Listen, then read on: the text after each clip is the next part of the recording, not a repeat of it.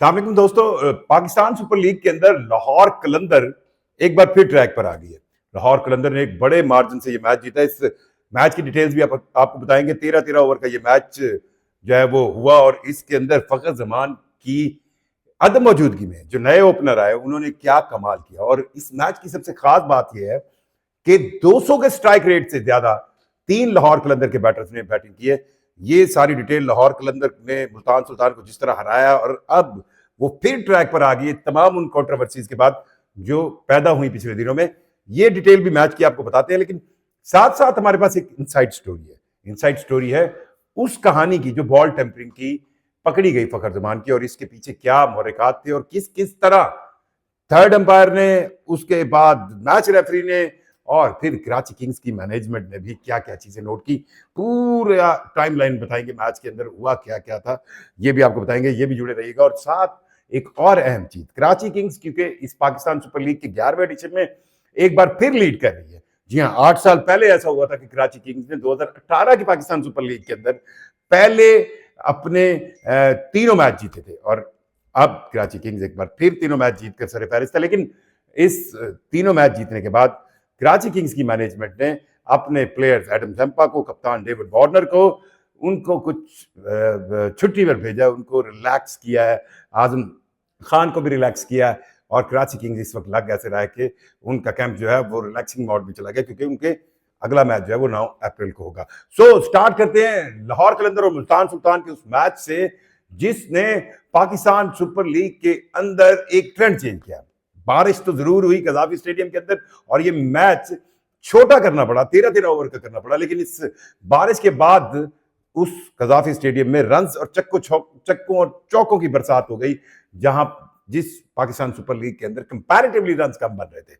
और इस मैच में मुल्तान सुल्तान ने टॉस जरूर जीता और शायद उनसे ये गलती के पीछे मुझे यूं लग रहा है कि मुल्तान सुल्तान ये सोच रही थी, क्योंकि बादल बहुत गहरे हैं लाहौर के अंदर और अगले 2 दिन भी जो है वो बारिश की फोरकास्ट है, तो ऐसा लग रहा था कि मुल्तान सुल्तान के कप्तान ने ये सोचा कि बारिश किसी वक्त भी हो सकती है, तो उन्होंने पहले बैटिंग दे दी लाहौर कलंदर्स को। और क्योंकि दूसरी बैटिंग जो होती है उसके अंदर आपके पास कंट्रोल होता है, लेकिन ये फैसला उन्हें भारी पड़ा। भारी इसलिए पड़ा क्योंकि वेट आउट फील्ड की वजह से जो है जो ग्रिप थी, बॉल की ग्रिप का आप कह लें, और फिर जो बैटिंग की लाहौर कलंदर के बैटर ने, स्पेशली आप ओपनर की बात करें, आप नईम की बात करें, नईम ने 60 रन बनाए 28 बॉलों पर, 4 चौके और 4 छक्के, और स्ट्राइक रेट है 215 का, 214 का। और फिर फखर जमान की जगह पर जो ओपनर आए परवेज हुसैन इमून, जी हाँ, इन्होंने भी कमाल की बल्लेबाजी की और 236 के स्ट्राइक रेट से इन्होंने 45 रन बनाए 19 बॉलों में। और फिर तीसरे बैटर 33 रन बनाने वाले अब्दुल्ला शफीक, और इनका स्ट्राइक रेट भी 235 का रहा। और अब्दुल्ला शफीक के स्ट्राइक रेट के अलावा आप देखें तो 13 रन जो है नीचे आकर सिकंदर रजा ने किए।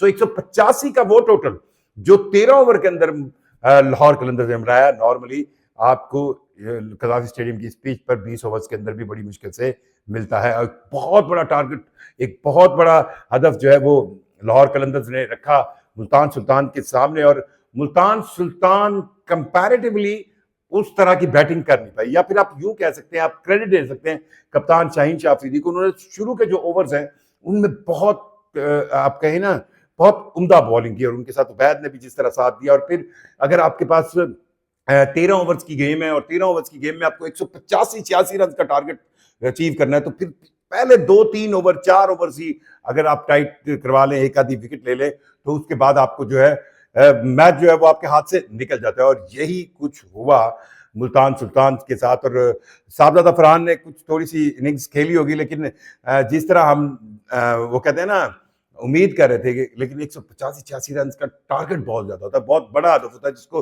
अचीव करना बहरहाल मुश्किल होता है। स्टीव स्मिथ कुछ नहीं कर सके। स्टीव स्मिथ जो है वो 9 रन बनाए, उन्होंने 10 बॉलें खेली। और आप कहें ना कि ये वो बॉल थी जिनको जाया करने की वजह से वो खुद प्रेशर में आया। एक उन्होंने बाउंड्री लगाई थी अपने बोल्ड होने से पहले, और उनको शाहीन शाह अफरीदी ने उनकी जो है वो विकेट ली। साहबजादा फरहान भी 24 रन बना सके, 15 बॉलें उन्होंने खेली। तो यहां से जो रन रेट था वो मुल्तान सुल्तान का रिकॉर्ड रन रेट इतना ऊपर चला गया, जिसके बाद अच्छी इनिंग्स खेली 44 रन की, जो अब कहें एक शान मसूद की वो इनिंग्स थी जिसमें वो अपनी नेचुरल गेम से हट कर नजर आया। और आज की इस इनिंग्स में आप कह सकते हैं ईशान मसूद का स्ट्राइक रेट भी 244 का था, क्योंकि उन्होंने 18 बॉलों पर 44 रन बनाए।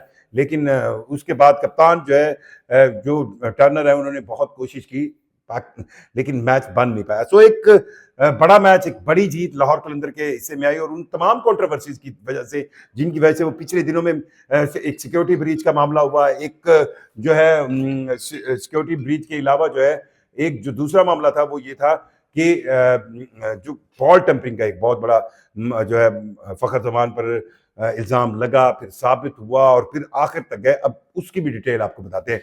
अब हमें जो मतलब सोर्सेज से पता चला है वो ये हुआ है कि फखर जमान बॉल के साथ एक पूरी टेक्निक के साथ चल रहे थे, क्योंकि रिवर्स स्विंग करने के लिए बॉल को आपको एक साइड से रफ होना जरूरी है। और ये बात सबसे पहले नोट जो की वो कराची किंग्स की टीम मैनेजमेंट ने की। और अब ये भी कुछ बताया जा रहा है कि कोई विजुअल्स या कुछ पिक्चर्स जो थी वो भी बना ली गई, और ये महसूस किया गया कि हर ओवर के अंदर जो बॉल है वो खास तौर पर फखर जमान के पास जा रही है, और फखर जमान बॉल के साथ उसको साफ करने के बहाने अपनी पॉकेट में भी कुछ जो है वो इस्तेमाल कर रहे हैं। और ऐसा लगा कि कुछ ऐसा मटेरियल है जिससे उस बॉल को रफ बनाया जा रहा है। ये चीज विजुअल और पिक्चर सेंस में कराची किंग्स की मैनेजमेंट ने फौरी तौर पर रिपोर्ट की मैच रेफरी को, बड़े कॉन्फिडेंशियल अंदाज के अंदर। सो उस कॉन्फिडेंशियल अंदाज के अंदर जब कराची किंग्स की मैनेजमेंट ने मैच रेफरी को ये पिन पॉइंट किया, ये वो वक्त था जब 13वां ओवर चल रहा था, और इस 13वें ओवर की के दौरान ही पता चला कि मैच रेफरी ने जो एक कम्युनिकेशन का तरीका होता है फील्ड अंपायर्स के साथ, दोनों फील्ड अंपायर्स को ये हिदायत की कि वो अब फखर जमान पर नजर रखें। और जब फखर जमान पर नजर रखने की बात हुई तो उस वक्त कराची किंग्स जो है